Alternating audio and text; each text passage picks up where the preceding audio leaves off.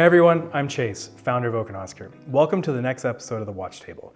I'm very excited about our guest today. I've known Jill for years and have always been impressed by her kindness, willingness to help anyone, and her intense drive.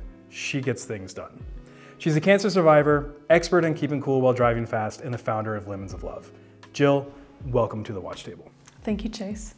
So my first question is, why do you love watches? I've loved watches since I was a small child. My dad had a Mickey Mouse watch when I was a kid, and it was like the coolest thing. I would bring my friends home to meet my dad to see his Mickey Mouse watch. I don't know where that watch went, but it's just kind of a cool thing.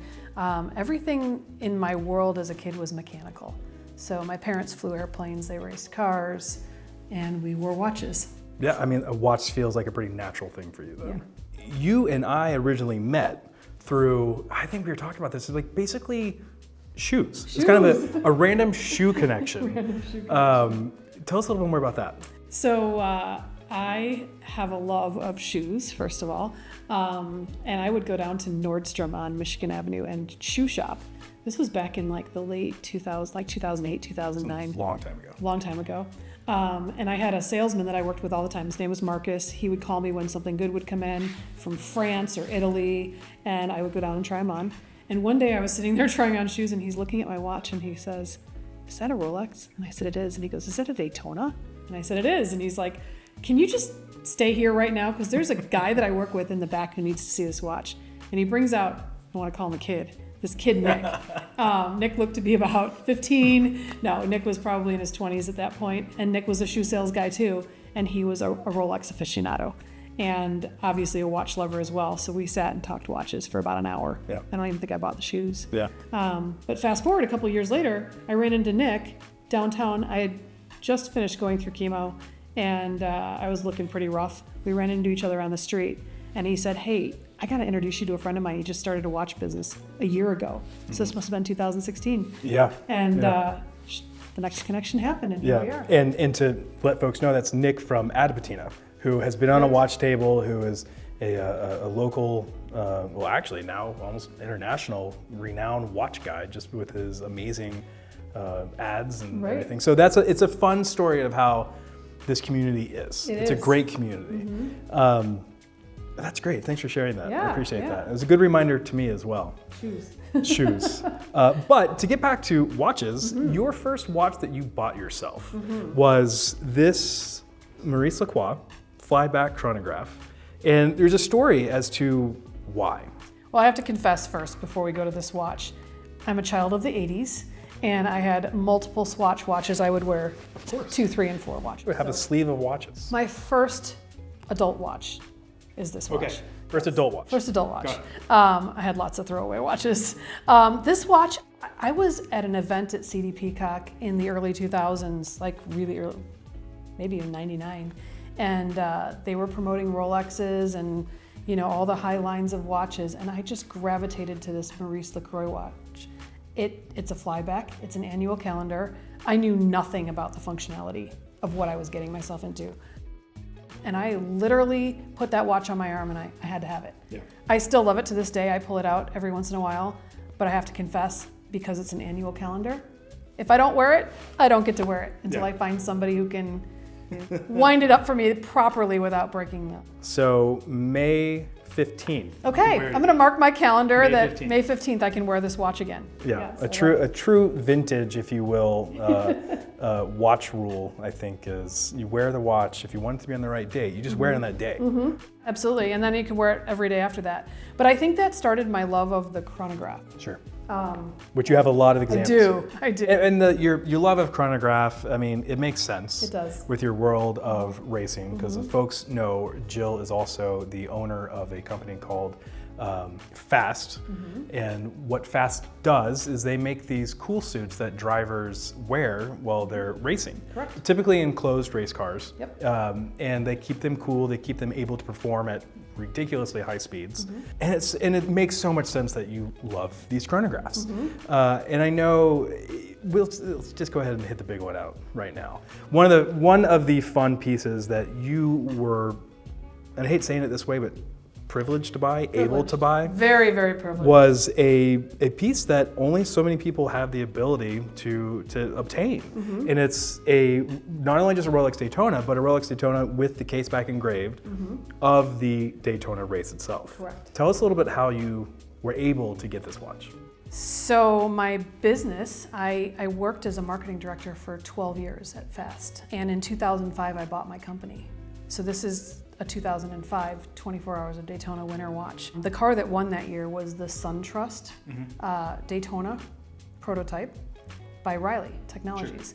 So you also got to meet Bill Riley, good friend of mine. He became, as I bought my business, he became my business mentor. As I was learning the ropes of being a small business owner, he'd be like, oh, let me connect you to April in my AP office and you can ask her that question. And so that became just a really good connection. And when they won the race, my product was inside the car. So those drivers were using my Fast Cool suits in the car, and it's my favorite watch. Yeah. So, and the whole table there, it's my favorite watch. I literally have worn that watch for 17, 18 years. It looks just as good as the ones that haven't been worn. But yeah, it's my go-to. Now, we do have a Rolex Daytona here that hasn't been worn. No. Tags, everything. Stickers, Crazy. all of it, boxes. You brought the box here and I was like, I'm not touching that. I did. You took everything out. And this is another watch that was This is another one. a watch that you had the ability to obtain. Correct. This is a cool story. So this one was 2008, and it was during a time when Rolex was having a hard time delivering their watches. So the race was in January, and I don't think I took delivery of that watch until November that year, which was okay with me because obviously you wait forever for those. But this was the Mazda Speed Source car that won that year. Not only was Bill Riley the engineer on the car, John Doonan, who's the president of IMSA now, was running the car. That was his baby. It's funny because I wore the white dial one for years and then won the black dial, and I thought, I have two kids, one can have, and they both want the white one. So the black one sits in its box with its stickers, with its tags, and I look at it occasionally, and it sits in the safe. It's a fun piece of history for you. It's a fun, almost trophy, if you will. It is. And that's great. Yeah, and it's funny because every year at the 24 Hours of Daytona, they allocate certain serial numbers of Rolex, and the winners win the watches, and then the team owner can buy the watch, and then there's the other serial numbers that become available. But they rotate the style of the watch and the color of the watches, and every other year it goes to the two-tone. And I'm so blessed to have both steel because the two-tone's just not my jam. So yeah, it just worked out for me. Let's keep talking about racing. Sure. Is that okay? Of course. Right after I bought my company, I had the ability to work with some of the Formula One teams, not to cool their drivers, but to cool their crews. And I had the opportunity to go to Surrey, England a couple different times to go meet with McLaren Formula One. Wow. But I think I was the very first female that ever interacted with them on a business basis. Wow. So shortly after I went over the first time and created our line of cooling systems for their crew guys, they sent me a Tag Heuer watch because they were sponsored by Tag. And I opened the box and it was a tiny little woman's watch, and I thought, well, this is lovely, but I can't accept this gift anyway. So I sent it back and I talked to the guy and everything, and I let him know that I was much more of a bigger watch person. So they sent me the Formula One watch. It doesn't say McLaren on it, but it's an official Tag Heuer watch. It's a fun little piece that I wear when I travel. Yeah, and it's a fun story that McLaren Yeah. sent you a watch. Yeah. I would imagine, knowing you, politely declined I did. the watch in favor of something that was more your style. I do have a ladies' watch though here on the table. Well, this is a really fun ladies' watch. It's a unique ladies' watch. It's one that I've not seen before. That came in fun packaging. The watch itself is just silly. You even still have the sticker on this one too. Yes. And I think you mentioned that something changes every so many hours? Yeah, somehow? so being an 80s girl, wearing the Swatch watches, I got an email from Swatch saying that they were celebrating the Queen's Jubilee in 2022. And I thought, oh, this could be fun. So they sent the pictures, and it's got the Queen in an outfit and then her corgi dog on the face of the watch. And then I saw the video, and as the time changes on the watch, her outfit changes colors. So I had to order one. And then when I got it, I realized it's like a white pearl kind of plastic band. And I thought, well, that's never going to be worn. Sure. It will stay in the packaging, which the packaging is really fun. Yeah. But yes, it's a lovely piece. And then as we know, the Queen passed away last year. So even more iconic. And it was, when I bought it, it was really difficult to get. I had to wait a while for it. And then if you go onto Swatch's website, you can buy it all day long now. So. Yeah. Well, it's just charming. But it's such a fun watch. Yeah. It is. It's charming. And then I know one watch we have here on the table, it's a watch that's very important to you as not only a watch lover, a cancer survivor, but also you founded a charity called Lemons of Love, I did. which helps provide care packages to folk going through chemotherapy. And it's, if I remember correctly, part of that motto is you're taking lemons and you're turning something sour into good. And that's the love and the care that you give to other folks in need. And a watch that we helped you make. And this was a watch that was tremendously fun for me to help you make. And that's something I was really proud to do, is the Oak and Oscar Lemons of Love Alstead with custom dial. One of the first times we ever used yellow on our seconds hand, custom strap, case back, and all of that. And this is a piece that is very much under the radar.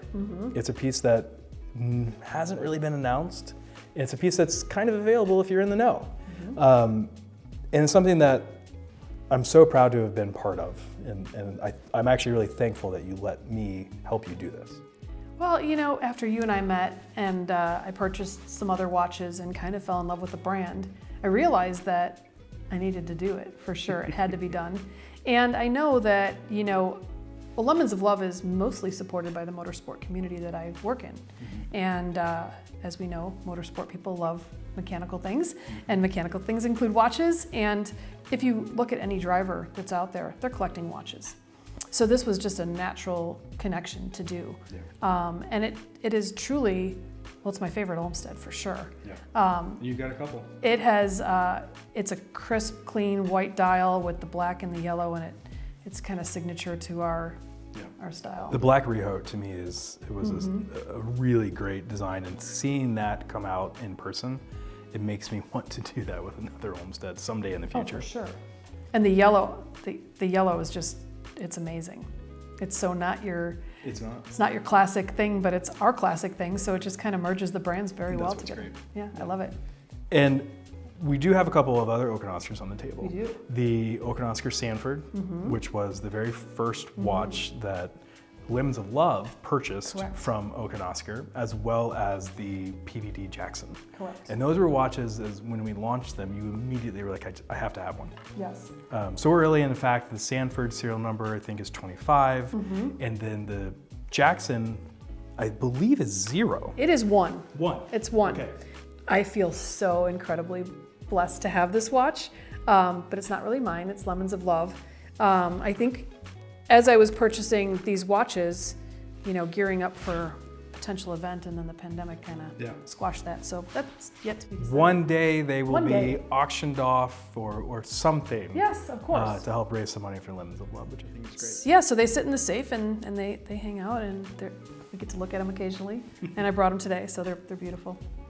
And another watch that you enjoy to wear for a spark of orange, if you will, is your Tudor chronograph. Yes. Which is a piece that I love. I've loved the design of this watch. Personally, I wish it were smaller. Yeah, it's very big. I think it works well for you, but man, if they made this watch smaller, I would be all over that as well. This is my biggest watch. It's a 42 mil, and it's really thick. Like it's really heavy. Which feels good on your arm. Sure. But yes, when I need a pop of orange or gray, sometimes when I wear this jacket, I'll wear that watch because, it's a great one. I love it. It's a 2010, and they don't make it anymore, so it makes it even better. Yeah, and that one you picked up secondhand. I did. I was actively looking for one, and this one, I think the guy must have bought it and wore it 3 or 4 times and let it sit in the, I got the box and everything. Yeah, so. It's a great piece. I love the dial on this piece. You know, I think with that, we're now at the time when I get to ask you the rapid fire questions. Okay, let's do it. I think I am. Okay. If you could live anywhere in this world, where would it be? New York City. Okay. What's your favorite complication? Ooh. Human nature. Oh, okay. Interesting Which answer. watch complication? Yes, watch complication. I like the chronograph. Oh, yeah. I think that was an easy one. Yeah, did you have to ask that question? I mean, look at this. Yeah. Yes. Absolutely. What is your favorite drink?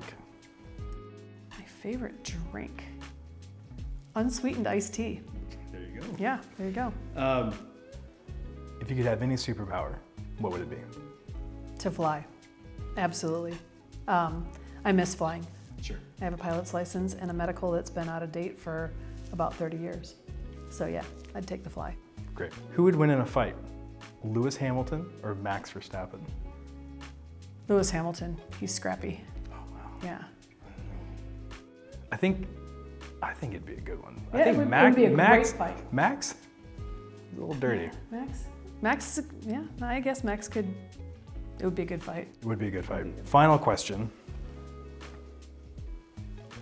How many date discs do you think are in this jar? How much time do I get? Rapid fire. 51. 51. All right, there it is. Well, with that, thank you very much for being on the watch table. Thank Cheers. you. Cheers.